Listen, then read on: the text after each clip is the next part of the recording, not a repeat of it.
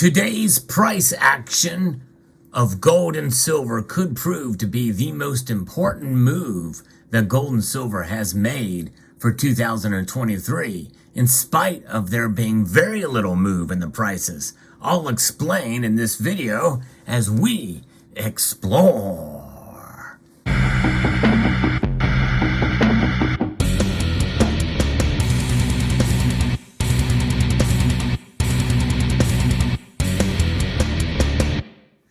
Gold and silver only modestly up today.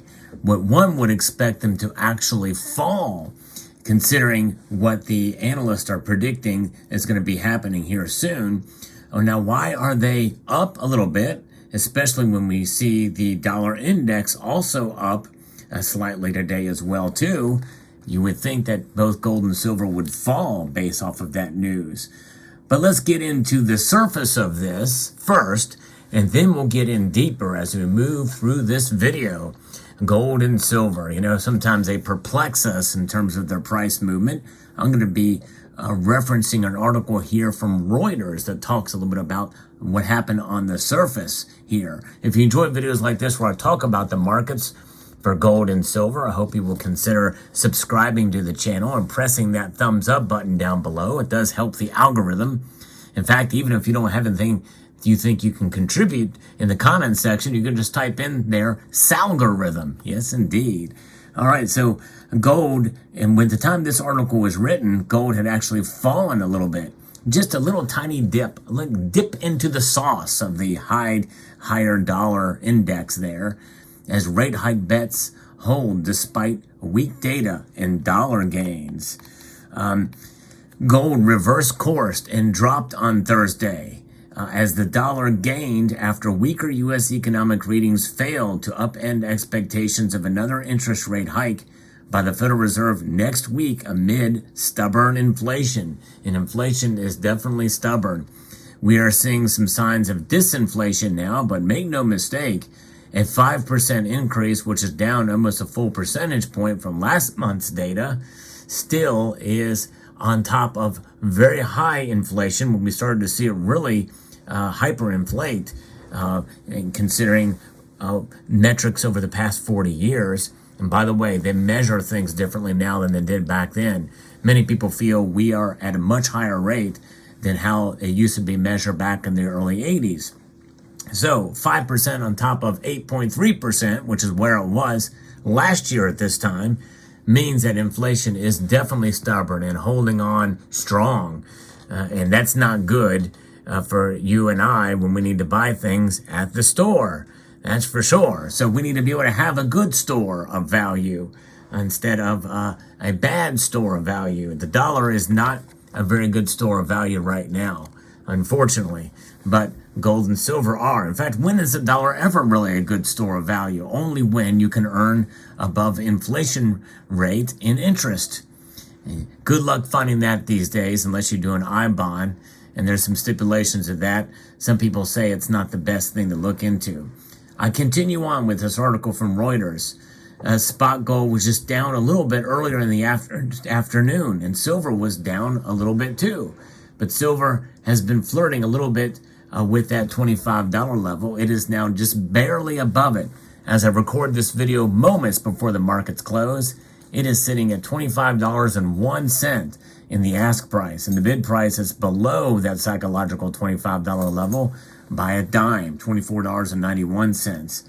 There's where we are at with gold and silver. It is pretty interesting to see. Now they have recovered their losses today, which were modest, but now they are up a little bit, and that's why this very well could be the most important day for gold and silver.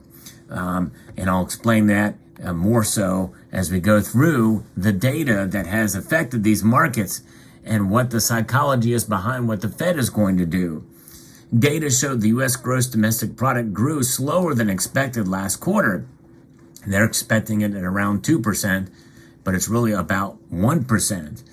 But markets focused on the above forecast inflation number. This drove investors to the dollar, making gold more expensive for those holding other currencies. Although gold is a customary safe haven during economic uncertainties, stubborn inflation could prolong the Fed's monetary tightening. A dimming appeal for zero-yield bullion. Yes, now that is an interesting statement here. Gold, stubborn inflation could prolong the Fed's monetary tightening. But the thing is look at the economic data.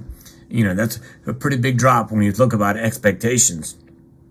And to me, when it did not meet expectations by a full percentage point, that means I think that the Fed very well could actually pause sooner rather than later. Now, markets saw an increased chance. Last time I covered this metric, they were saying it was going to be about a 73% chance that the Fed would raise the rates by 25 basis points on May 2nd and 3rd. Now it's an 87% chance. Typically those numbers become a little bit more confident as we draw near. I'm of the mind as well, too, that they are going to raise rates by 25 basis points. Investors now await the core personal consumption expenditures index data for March due on Friday. That will definitely weigh in as to what they're going to do next. Many people are thinking that, with stubborn inflation, what they call stubborn inflation there, that they're going to continue to raise rates in the next meeting. But I think they very well could pause then. If we do get hotter number on the PCE tomorrow, that's going to be bearish for gold from a perspective on global demand for the metals markets, given prospects of further rate hikes, according to Jim Wyckoff, who's a senior analyst at Kitco Metals. Earlier in the day and in previous sessions, gold found support from concerns about the U.S. banking sector, with U.S. government officials so far unwilling to intervene in the First Republic Bank rescue process. Their stock was in big trouble, and I reported on that. Gold and silver reacted modestly, but keep in mind that they're being afloat by other banks are keeping them afloat. It's a bail-in, bail-out situation, if that makes any sense. It's what I refer to the bail-in, bail-out.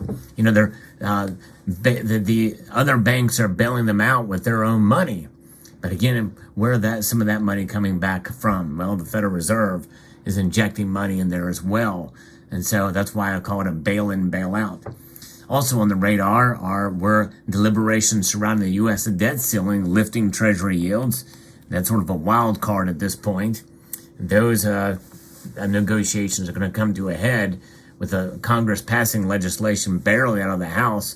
It's going to die in the Senate. There's no question about that, which means the negotiations must continue.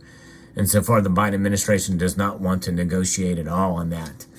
So it's a wild card. Although higher interest rates work against gold as it does not provide any yield, they can work in bullion's favor because they raise the chance of another banking crisis, according to independent analyst Ross Norman. That's very true. Bullion had scaled more than a year's peak at $2,048.71 in mid-April as the banking crisis unfolded.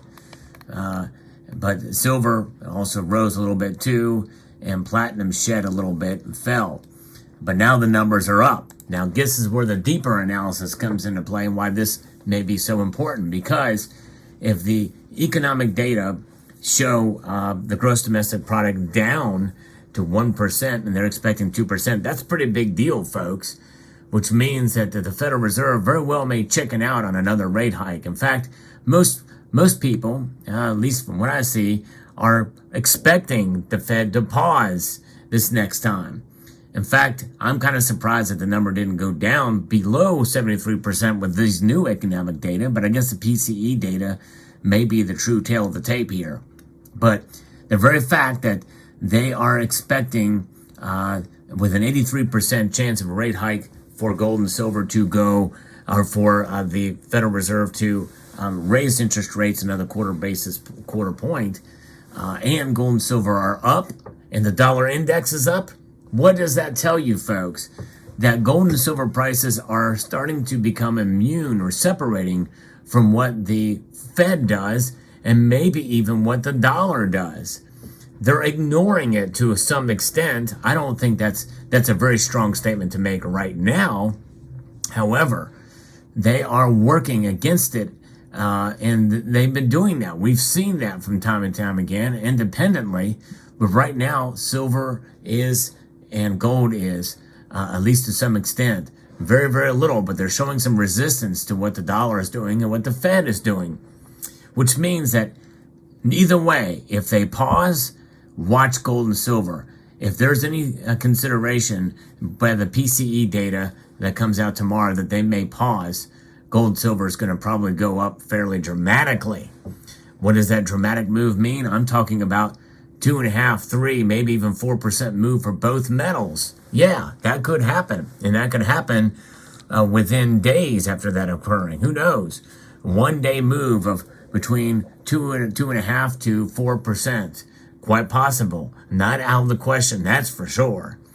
The other thing is if the Federal Reserve decides, and there's an inclination that they may raise rates another time before the pause, then I think that could send signals that gold and silver very well may ignore that and see that as a sign that we're just another step closer to a pause. There's only so much more and so many more times that the Federal Reserve can raise rates. And they know that they're getting closer to the end of the tightening cycle. Either way, gold and silver win in terms of their price performance because all paths are leading more towards the Federal Reserve running out of tools. Each one of those rate hikes is another wrench in the system. And they can only do it so much for so long before they start to give way to a pause and maybe even lean towards a pivot to where they lower rates a quarter basis point. Then gold and silver will essentially be unleashed at that point, especially if we're starting to see stagflation. And stagflation, I think the Federal Reserve will wimp out and start to pivot at that point. And then all bets are off the table for gold and silver. We're talking new record highs for gold, for sure, and silver, solidifying at around the $30 range, if not higher than that. And those are pretty, I think, conservative calls for where gold and silver could go. So today could be the beginning of that movement where gold and silver are all but resisting and getting close to ignoring what the Fed does and looking at the overall economic picture as to their price movements. We'll see. That's just my thought on it. I'm not a financial advisor. I don't play one on TV. I don't pretend to be one on YouTube. However, I did sleep fairly well last night, and it wasn't at a Holiday Inn Express. So let me know your thoughts in the comments section below. And I would like to extend a multitude of gratitude to all of you for taking the time to watch this video. And yeah, I'm going to go ahead and encourage you to please rate this video. That means press the thumbs up button down below. Share it with all of your friends and enemies and complete and perfect strangers. Comment and subscribe.